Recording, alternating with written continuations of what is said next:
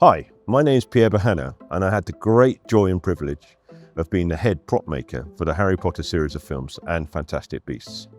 The first impression I had when I saw the design of the goblet, I was shocked, only because I'd obviously it was pretty much the first thing we got, or certainly first drawing we received when we started on the film. And I've been thinking about the Goblet of Fire and thinking, well, I wonder what's in Stuart's mind. I wonder what sort of ideas that it might come. And I was thinking about like a shell bowl with a gilded frame and it's, something that's like a trophy size.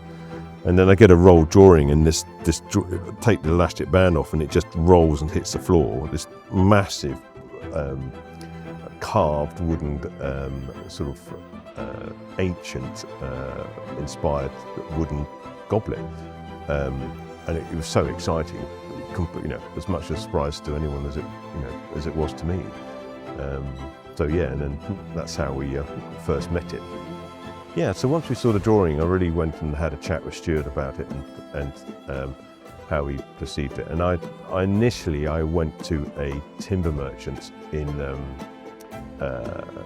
just in Kent, and I found a whole trunk of Mexican rosewood that was it was a beautiful, almost like a toffee coloured, it was amazing deep tones, etc.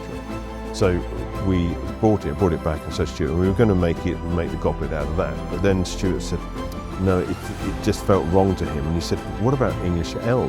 So I went back and hunted around England, because elm's quite difficult even then to find. I found a guy down in Dover that had 7 trunks. There had been some massive storms a few years before, and these very ancient English elm trees have been blown over. So he had these whole trunks. So basically, I brought one of them, and we took them back to the workshop. And myself and a colleague, Spike Knight, we got our chisels out, and basically we just chiseled it out of this solid whole trunk of elm. So when Spike and I started to carve it, obviously we went into the detail, and it took us about 3 weeks to carve and chip away at this original trunk of wood, and then do all the finishing, and then do a lot of the finish is actually naturally in it anyway. The wood darkened, but we just helped it along in its way. So yeah, it was about 3 week process to make the initial goblet.